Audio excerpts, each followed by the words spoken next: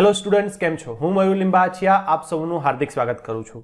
विद्यार्थी मित्रों आज આપણે આ વિડિયો લેક્ચરની અંદર ધોરણ 11 સાયન્સ પ્રકરણ નંબર 9 ઘન પદાર્થોના યાંત્રિક ગુણધર્મોની અંદર ટોપિક નંબર 9.5 પ્રતિબળ વિકૃતિ વક્ર જેને આપણે સ્ટ્રેસ એન્ડ સ્ટ્રેન કર્વ કહીએ છીએ તેને જોવા જઈ રહ્યા છીએ। તો ચલો વિદ્યાર્થી મિત્રો શરૂ કરીએ।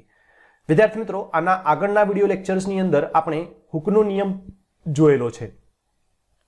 विद्यार्थी मित्रों हुकना नियमनी अंदर आपणे जोयुं हतुं के ज्यारे कोई पदार्थमां विकृति उत्पन्न करवामां आवे एटले के एना आकारमां फेरफार करवामां आवे त्यारे ते पदार्थमां उद्भवतुं प्रतिबळ ते विकृतिना समप्रमाणमां होय छे। एटले के प्रतिबळ चले छे विकृति।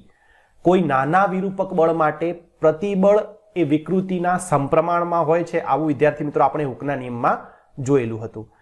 प्रतिबळ आपणे लखता हता विद्यार्थी मित्रों F/A ज्यारे विकृति आपणे लखता हता विद्यार्थी मित्रों डेल्टा L/L। तो आ चर्चा आपणे आगळ करी चूक्या छीए। हवे विद्यार्थी मित्रों अहींया आपणे कोई द्रव्य माटे प्रतिबळ विरुद्ध विकृतिनो वक्र जोईशुं। धारो के अहींया आपणी पासे एक तार छे।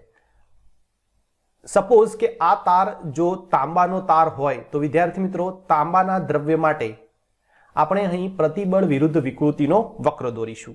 जो द्रव्य बदलाय तो विद्यार्थी मित्रों आ जे प्रतिबळ विरुद्ध विकृतिनो वक्र छे ए पण बदलाई जशे। तो दरेक द्रव्य माटे प्रतिबळ विरुद्ध विकृतिना वक्रो अलग अलग होय छे। અહીં विद्यार्थी मित्रों जे आपणे तांबानो तार લીધેલો છે એની લંબાઈ L છે અને એનો આડછેદ A છે। હવે જ્યારે આ તાંબાના તારના નીચેના છેડે એક છેડો મેં ઉપરની તરફ દ્રઢ આધારથી બાંધી દીધો છે અને નીચેના છેડા ઉપર જો હું વજન લટકાવું તો વિદ્યાર્થી મિત્રો આ તાર એ તણાવ અનુભવશે એટલે કે તાર તણાવમાં છે એમ કહી શકીએ। હવે વિદ્યાર્થી મિત્રો જ્યારે હું આ વજનને વધારતો જઈશ તેમ તેમ વિદ્યાર્થી મિત્રો આપણે જાણીએ છીએ કે આ જે તાર છે એની લંબાઈમાં डेल्टा L જેટલો વધારો થતો જશે। ટૂંકમાં આ જે તાર છે એમાં વિદ્યાર્થી મિત્રો વિકૃતિ ઉત્પન્ન થતી જાય અને આ તાર એ વિકૃતિનો વિરોધ કરવા માટે પ્રતિબળ ઉત્પન્ન કરે એટલે કે તારમાં પ્રતિબળ ઉત્પન્ન થશે। તો વિદ્યાર્થી મિત્રો આપણે જે વજન લટકાવેલું છે એ વજનના અનુસંધાને તારમાં થતું પ્રતિબળ નોંધી શકીએ અને विकृति पण ए वजनना अनुसार केटली थाय छे ए नोंधता जईशुं। टूंकमां आपणे वजन वधारता जईशुं अने प्रतिबळ अने विकृतिना मूल्यो अलग अलग वजन माटे नोंधता जईशुं। तो धारो के अहींया विकृतिना जे मूल्यो आपणे नोंधीशुं ए विद्यार्थी मित्रों आपणे एक्स अक्ष उपर दर्शावीशुं अने विद्यार्थी मित्रों प्रतिबळना जे मूल्यो आपणे नोंधवाना छीए तेने आपणे वाय अक्ष उपर दर्शावीशुं। तो आ रीते आपणी पासे प्रतिबळ विरुद्ध विकृतिना अलग अलग मूल्यों परथी एक ग्राफ मळशे जेने आपणे प्रतिबळ विकृति वक्र कहीशुं। हवे विद्यार्थी मित्रों आपणे तारनी नीचे जे वजन लटकावेल छे जो आ वजननी अंदर हूँ विद्यार्थी मित्रों हवे क्रमशः वधारो करूं। धारो के अहींया मैं एक बीजू 1 किलोनु एक बाट मूक्यो तो विद्यार्थी मित्रों आ वजन वधारवाना कारणे तारनी लंबाईमां डेल्टा L मां हवे थोड़ो વધારો થશે એટલે કે તાર થોડો વધારે લાંબો થશે અને જો ડેલ્ટા L માં વધારો થાય તો આપણને ખ્યાલ છે કે વિકૃતિમાં શું થશે વધારો થશે અને વિકૃતિમાં વધારો થાય તો વિદ્યાર્થી મિત્રો આ નીચે તરફ જે F = mg બળ લાગે આ લગાવેલ બળના કારણે પ્રતિબળમાં પણ શું થશે વધારો થશે। તો વિદ્યાર્થી મિત્રો જેમ જેમ હું વજન વધારતો જઈશ મને પ્રતિબળ અને વિકૃતિના अलग अलग मूल्यों મળતા જશે અને જો એ अलग अलग મૂલ્યોને વિદ્યાર્થી મિત્રો હું ગ્રાફમાં આ રીતે દર્શાવતો જઉં તો વિદ્યાર્થી મિત્રો મને એક સુરેખા મળે। ગ્રાફમાં તમે જોઈ શકો છો એક સુરેખા મળશે એટલે કે અહીંયા O થી લઈને A સુધી આપણને એક સુરેખા મળે। તો વિદ્યાર્થી મિત્રો અહીંયા હું લખી શકું કે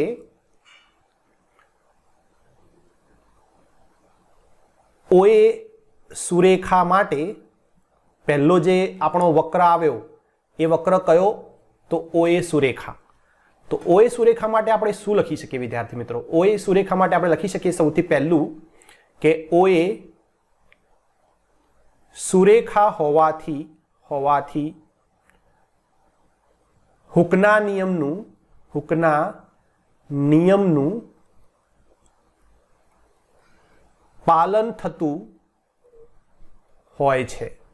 બરાબર, પહેલું તો લખી શકીએ કે સુરેખા હોવાથી શું કહી શકાય? હુકના નિયમનું પાલન થતું હોય છે. ત્યારબાદ વિદ્યાર્થી મિત્રો, હવે જો હું આ વજનને હું હવે દૂર કરું, એટલે કે વજન જે મેં મૂક્યું હતું એ વજનને પાછું કાઢી નાખું, તો જે તાર છે એ પોતાની મૂળ લંબાઈમાં પુનઃ આવી જાય, એટલે કે તાર પોતાની પુનઃ લંબાઈ પ્રાપ્ત કરશે. તો વિદ્યાર્થી મિત્રો, જ્યારે વજનને દૂર કરવામાં આવે, એટલે કે અહીંયા લખાય કે વજન દૂર કરતા તાર કૌંસમાં લખીશ પદાર્થ પોતાની મૂળ લંબાઈ પુનઃ પ્રાપ્ત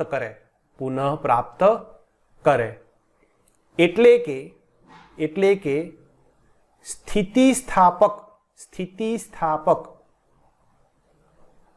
પદાર્થ તરીકે વર્તે. ઓકે, તો જ્યારે આપણે વજન દૂર કરીએ વિદ્યાર્થી મિત્રો, ત્યારે તાર પોતાની મૂળ લંબાઈ પ્રાપ્ત કરશે અને પદાર્થ સ્થિતિસ્થાપક તરીકે વર્તે. ઓકે, તો વિદ્યાર્થી મિત્રો, હવે આપણે લખી શકીએ વક્રની અંદર કે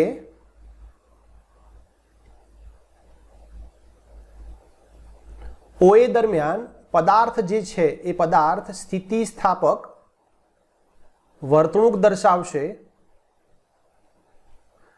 અને પોઈન્ટ A સુધી પ્રતિબળ અને વિકૃતિ કેવા હોય છે? એકબીજાના સમપ્રમાણમાં હોય છે, જેથી આપણે એવું કહી શકીએ કે પદાર્થ સ્થિતિસ્થાપક વર્તણૂક દર્શાવી અને સ્થિતિસ્થાપક પદાર્થ તરીકે વર્તે.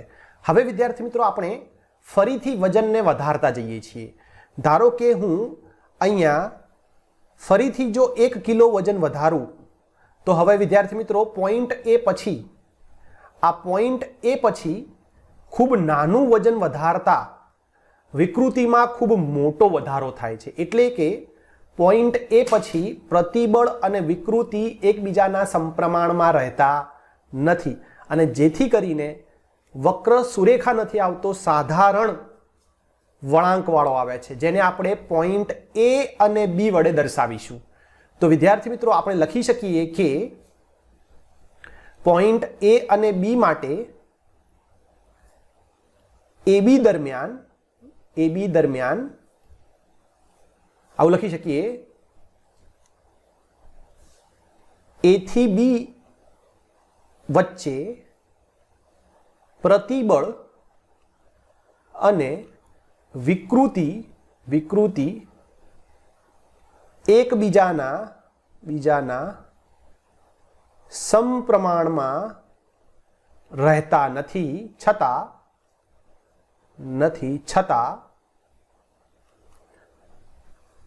વજન દૂર કરતા વજન એટલે આપણે વિરૂપક બળ પણ કહીએ છીએ, વિરૂપક બળ દૂર કરતા તાર પોતાનો મૂળ આકાર કે આપણે પરિમાણ કહીશું, પરિમાણ પુનઃ પ્રાપ્ત કરે છે. સાથે સાથે વિદ્યાર્થી મિત્રો, અહીંયા આ જે આપણું બિંદુ B છે, આ બિંદુ B ને આપણે કહી શકીએ આધીન બિંદુ. આને શું કહી શકાય? આધીન બિંદુ. બિંદુ B ને આપણે શું કહીશું? આધીન બિંદુ. અથવા તેને આપણે કહીશું સ્થિતિસ્થાપકતાની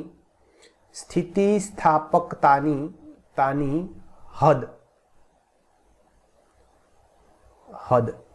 તો વિદ્યાર્થી મિત્રો, આ પોઈન્ટ B એ શું છે? A થી B માં પોઈન્ટ B એ આધીન બિંદુ કૌંસમાં સ્થિતિસ્થાપકતાની હદ કહે છે, આધીન બિંદુ કહે છે, અથવા એને સ્થિતિસ્થાપકતાની હદ કહે છે. અને આ હદ પછી જો હજી પણ આપણે વજન વધારીએ તો વિદ્યાર્થી મિત્રો જે વિકૃતિ છે એ એટલી મોટી થઈ જાય છે જેથી કરીને પદાર્થ પછી સ્થિતિસ્થાપકતાનો ગુણધર્મ ગુમાવી બેસે છે. અને જો આપણે વજન વધારતા જ જઈએ તો એક એવો પોઈન્ટ આવશે જ્યાં પદાર્થ તૂટી જશે, એટલે કે બ્રેકડાઉન થઈ જશે.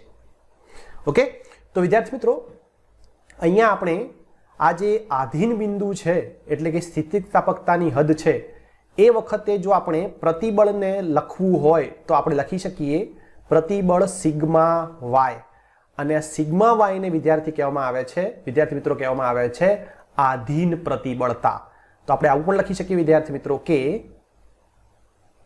પોઈન્ટ બી એટલે કે આધીન બિંદુ માટે મળતા પ્રતિબળને આધીન પ્રતિબળ સિગ્મા વાય કહે છે. ઓકે, તો આ જે પોઈન્ટ બી માટે જે તમને પ્રતિબળનું મૂલ્ય મળે એને આપણે કહી શકીએ આધીન પ્રતિબળ. હવે વિદ્યાર્થી મિત્રો આપણે વક્રમાં જોઈએ તો ધારો કે આપણે જે બિંદુ બી છે જેને આપણે આધીન બિંદુ કહીએ, તો આ આધીન બિંદુ પછી જો હું વજન વધારતો જઉં તો વિદ્યાર્થી મિત્રો આપણો જે આ આધીન પ્રતિબળતા છે એનાથી પ્રતિબળનું મૂલ્ય હવે વધી જશે. અને આ આધીન પ્રતિબળતાથી જો મૂલ્ય પ્રતિબળનું વધે તો નાના પ્રતિબળના મૂલ્ય માટે પણ તમને વિકૃતિ ખૂબ જ મોટી મળશે. અને તમે તે વિદ્યાર્થી મિત્રો બી થી ડી વચ્ચેના ગ્રાફમાં જોઈ શકો છો કે ખૂબ જ નાના પ્રતિબળ માટે પણ વિકૃતિ કેવી મળે છે, ખૂબ મોટી મળે છે. તો વિદ્યાર્થી મિત્રો આ બી અને ડી વચ્ચે આપણે શું લખી શકીએ? બી અને ડી વચ્ચે આપણે લખી શકીએ કે ત્રીજું બી ડી માટે બી અને ડી વચ્ચે જ્યારે આધીન બિંદુથી વધારે વજન આપતા પ્રતિબળતા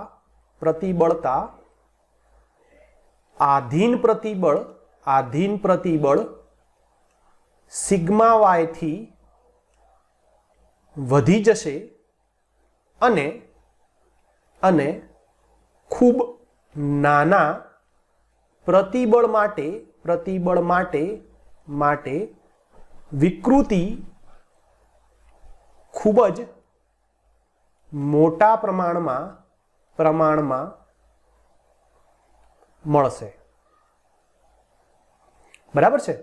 તો આ દરમિયાન આપણે એવું કહી શકીએ વિદ્યાર્થી મિત્રો કે બી થી ડી વચ્ચે કોઈ પણ એક બિંદુ સી લઈ લઈએ. તો અહીંયા લખું છું કે બી થી ડી દરમિયાન કોઈ બિંદુ સી લેતા જો તે દરમિયાન વજન દૂર કરતા એટલે કે વિદ્યાર્થી મિત્રો સી બિંદુ ઉપર જો વજનને દૂર કરતા પદાર્થ પોતાનો મૂળ આકાર પ્રાપ્ત કરી શકતો નથી અને તેમાં કાયમી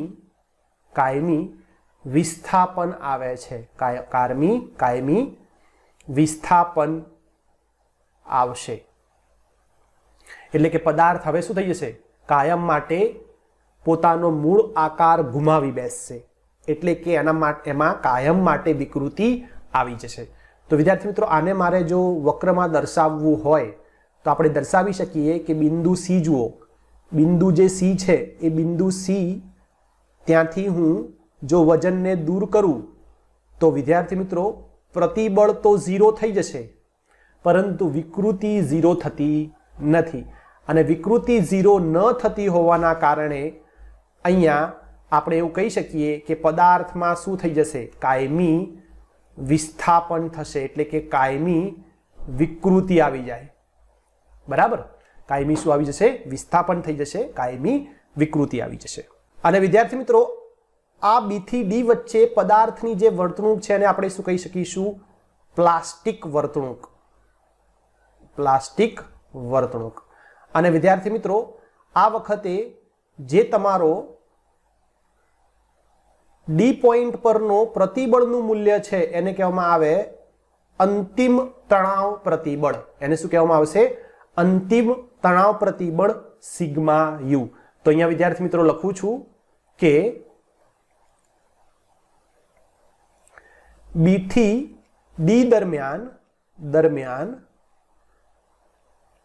પદાર્થના વર્તણૂકને પ્લાસ્ટિક વર્તણૂક કહે છે. પ્લાસ્ટિક વર્તણૂક. કારણ કે પદાર્થ શું થઈ જાય છે વિદ્યાર્થી મિત્રો, કાયમ માટે વિસ્થાપન થઈ જાય છે, અને એના માટે આપણે કહી શકીએ કે એની વર્તણૂક કેવી થશે, પ્લાસ્ટિક વર્તણૂક કહે છે. બરાબર. આગળ આપણે એવું લખી શકીએ કે પોઈન્ટ ડી માટે પ્રતિબળના મૂલ્યને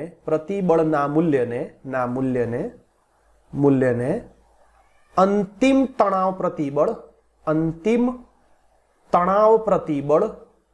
પ્રતિબળ સિગ્મા યુ કહે છે. શું કહે છે, અંતિમ તણાવ પ્રતિબળ સિગ્મા યુ કહે છે. ઓકે, તો આ હતું વિદ્યાર્થી મિત્રો પોઈન્ટ બી અને ડી વચ્ચે. હવે જો વિદ્યાર્થી મિત્રો હું ડી પછી પણ જો વજનને સતત વધારતો જઉં, ધારો કે અહીં હું પોઈન્ટ ડી પછી પણ વજનને સતત વધારતો જઉં, તો વિદ્યાર્થી મિત્રો જે પદાર્થ છે એમાં સતત કાયમી વિસ્થાપન થતું જાય, એટલે કે પદાર્થ વધુ વિકૃત બનતો જશે, એમાં વધુ પ્રમાણમાં વિકૃતિ આવતી જશે. અને એક એવો પોઈન્ટ આવશે, તમે ગ્રાફમાં જોઈ શકો છો, વક્રમાં જોઈ શકો છો કે ડી પછી વિકૃતિ વધતી જાય છે, અને એક એવો પોઈન્ટ આવશે જ્યાં વિદ્યાર્થી મિત્રો આ જે તાર છે, પદાર્થ છે, એ શું થશે, ત્યાં તૂટી જશે, એટલે કે ત્યાં એનું બ્રેકડાઉન થઈ જશે. આ પોઈન્ટને કહેવામાં આવે છે ફ્રેક્ચર પોઈન્ટ. શું કહેવામાં આવે છે, ફ્રેક્ચર પોઈન્ટ. તો વિદ્યાર્થી મિત્રો લખી શકીએ ડી થી ઈ માટે, હવે અહીંયા લખીશું વિદ્યાર્થી મિત્રો નંબર 4 ડી થી ઈ માટે. તો વિદ્યાર્થી મિત્રો આપણે અહીંયા લખી શકીએ કે ડી પછી જો વજન વધારતા જતા પદાર્થમાં કાયમી વિસ્થાપન વધતું જાય છે અને એક પોઈન્ટ, એટલે કયો પોઈન્ટ, ઈ, એક પોઈન્ટ પછી પદાર્થ તૂટી જશે. આ પોઈન્ટને ફ્રેક્ચર પોઈન્ટ કહે છે.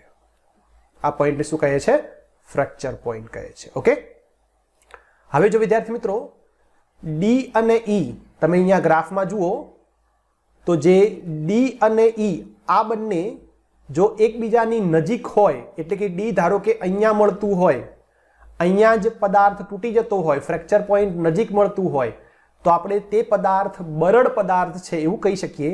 અને જો ડી અને ઈ એકબીજાથી ઘણા દૂર મળતા હોય તો તે પદાર્થ તન્ય પદાર્થ છે એવું આપણે કહી શકીએ. તો આપણે અહીંયા એનો પણ ઉલ્લેખ કરવો પડશે કે બિંદુ ડી અને ઈ જો વક્ર પર પાસ પાસે હોય તો પદાર્થ બરડ છે તેમ કહેવાય, અને જો બિંદુ ડી અને ઈ દૂર દૂર હોય તો પદાર્થ તન્ય છે તેમ કહેવાય. તો વિદ્યાર્થી મિત્રો, આ છે પ્રતિબળ વિકૃતિ વક્ર. કોઈ પણ દ્રવ્ય પદાર્થના અથવા કોઈ પણ દ્રવ્ય જેનાથી પદાર્થ બને છે એ પદાર્થનો પ્રતિબળ વિરુદ્ધ વિકૃતિનો વક્ર ઉપરથી આપણને ખબર પડશે કે કેટલા વજનથી તે પદાર્થના અંદર વિકૃતિ ઉત્પન્ન થાય છે, કેટલું વજન આપવાથી તે સ્થિતિસ્થાપક હદ સુધી રહે છે, એટલે કે તેમાં સ્થિતિસ્થાપકનો ગુણધર્મ રહે છે, કેટલા વજન પછી તે પ્લાસ્ટિક ગુણધર્મ ધરાવવાનું શરૂ કરે છે, અને કયા વેલ્યુ માટે, કયા મૂલ્ય માટે જો વજન વધારવામાં આવે તો તે પદાર્થ કાયમી વિસ્થાપન પામે છે, એટલે કે અમુક સમય પછી એ પદાર્થ તૂટી પણ જાય છે. તો વિદ્યાર્થી મિત્રો, આ બધું જ તમે પ્રતિબળ વિરુદ્ધ વિકૃતિના વક્ર ઉપરથી સમજી શકો. તો આ જે ગ્રાફ વક્ર છે ખૂબ જ મહત્વનો છે. આશા રાખું છું કે તમને આ જે પ્રતિબળ વિરુદ્ધ વિકૃતિનો વક્ર સમજાઈ ગયો હશે. જો તમને આજનો આ વિડીયો પસંદ આવ્યો હોય તો પ્લીઝ ચેનલને સબસ્ક્રાઇબ કરો, નોટિફિકેશન બેલ આઇકોન પણ દબાવો અને તમારા ફ્રેન્ડ સાથે એને શેર પણ કરો. હવે આપણે મળીશું નેક્સ્ટ વિડીયો લેક્ચરમાં. ત્યાં સુધી બધા વિદ્યાર્થી મિત્રોને થેન્ક્સ ફોર વોચિંગ. બાય.